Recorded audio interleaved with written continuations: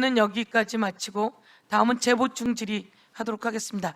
재보충 질의 시간은 3분으로 하겠습니다.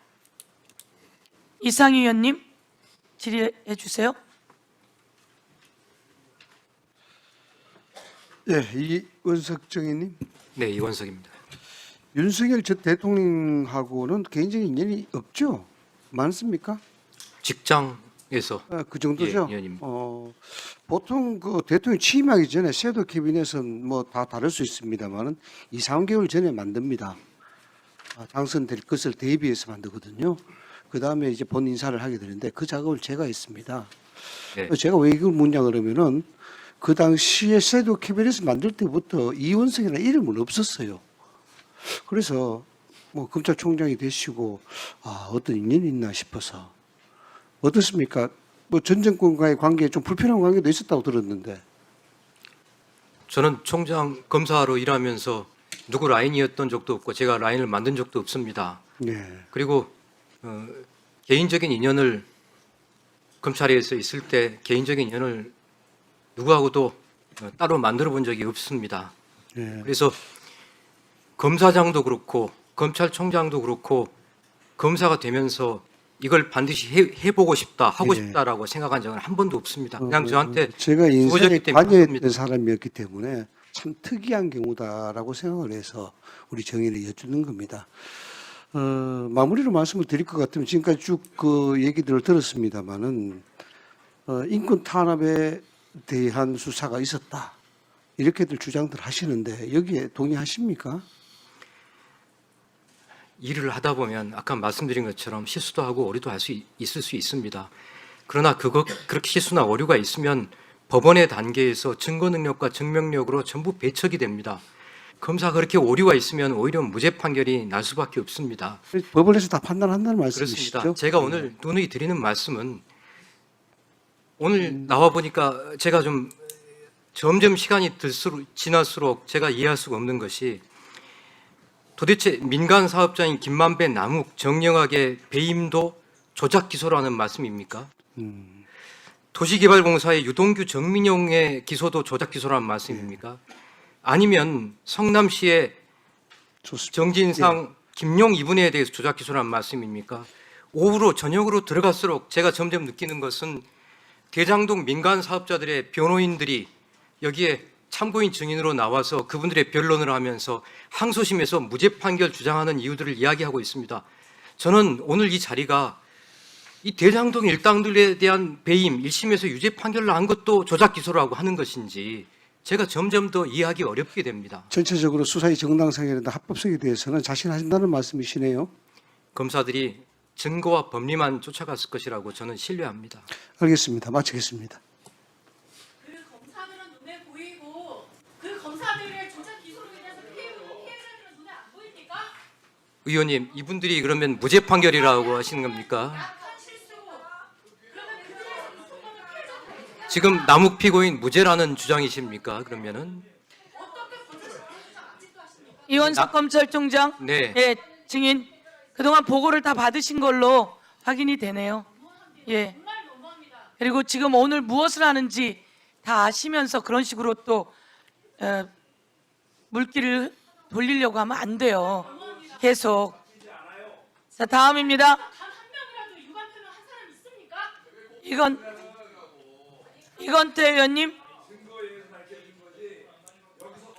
예, 제가 보니까 가장 중심에 송경호가 아니라 이원석 증인이셨어요. 송경호 증인이 아니라 이원석 증인이셨어요. 예. 예. 다음 이건태 의원님 질의해 부천시청 주십시오. 출신 이건태 의원입니다. 이원석 증인에게 묻겠습니다. 네. 저는 이원석 증인과 같이 근무한 연이 있어서 총장이 됐을 때 비록 다른 당 정권 때 총장이지만 기대를 많이 했습니다.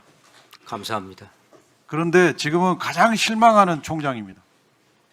이원석 총장과 심우정 총장 때 그 잘못으로 인해서 검찰이 정치적 중립을 못 지키고 검찰권을 남용해서 행사하는 바람에 결국 검찰이 문표를 내리게 됐는데 오늘 증언을 들어보니까 나는 잘했는데 왜 문표가 내려진지 모르겠다. 이런 식이에요. 제가 사죄의 말씀 드렸습니다. 그 사죄는 그냥 마른 사죄에 불과해요. 깊이 있는 그 왜 검찰이 문패가 내리게 됐는지 거기에 대해서 깊은 성찰이 없는 것 같아요. 의원님, 제가 세상을 등지고 싶다는 말씀까지 드렸습니다. 그런 얘기 듣고 싶은 게 아닙니다. 지금 이원석 총장 개인 문제가 아니에요. 검찰이 문을 내렸잖아요. 이원석 총장 때 문을 내린 거예요. 그러면 왜 내 대해서 문을 내렸는지 성찰을 해야 될 거 아니에요. 옆에 있는 김태훈 고검장, 그 옆에 있는 정영환 검사장이 이원석 총장 잘했다고 할 것 같아요? 왜 다들 온 국민이 남욱을 체포영장 체포해갖고 2박 3일 동안 구치감에 담가놓은 것에 대해서 그건 80년대 수사 방식이다. 현대 인권사에서는 있을 수 없는 거다. 다 인식하고 있는데 본인만 적법한 수사입니다. 이렇게 대답하고 있잖아요. 그 문제의 인권의식이 보십시다. 윤석열이 정권 잡았는데 대선 때 패배자를 향해서 8건의 공소 제기했어요. 그 8건의 공소 제기 결재한 사람이 이원석 총장이에요. 그런데 한번 생각을 해보세요. 자기의 대선 경쟁자를 향해서 8건의 기소했어요. 그러면 세상 모든 사람이 그렇게 생각해요. 아, 이건 정치보복이 냄새가 짙다. 오늘 얘기 들어보니까 이원석 총장은 거기에 대해서 문제의식이 전혀 없어요. 법과 법리와 증거에 따라갔을 뿐입니다. 전 정부에서 시작된 수사입니다. 그거 가지고 설명이 됩니까? 네, 사실이 그렇습니다.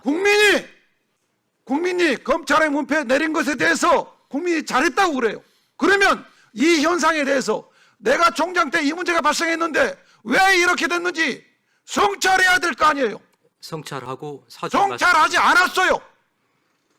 의원님 말씀대로만 하면 성찰입니까? 이원석 총장 얘기 더 이상 듣기 싫어요.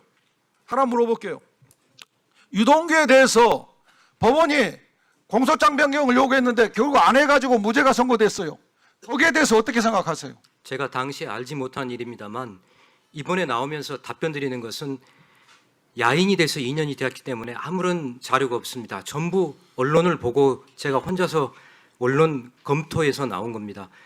제가 그것도 따져봤더니 지난번에 구자연 대행이 나와서 한 이야기도 그것은 공여와 수수 쪽의 사실관계가 다르기 때문에 2심에서도 무죄가 나왔지만 상고심을 통해서 다투고 있습니다라고 구자연 대행이 말한 것, 제가 그 정도만 알고 있습니다. 예비적 병합을 하면 검찰의 소신도 지키면서 무죄도 막을 수 있었어요.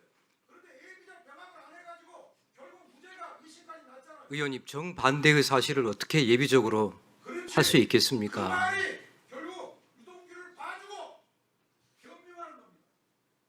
결국 만약에 이걸로 특검이 시작되면 직무유기의 평가를 받게 될 겁니다. 교부와 수수인데 수수가 아니라 교부로 하면 또 봐줬다고 하시지 않겠습니까? 이건 내가 논쟁할 거리가 아니라 특검이 판단을 이게. 여러분은 협조한 유동규를 봐주고 김용을 엮고 하려고 했던 거예요.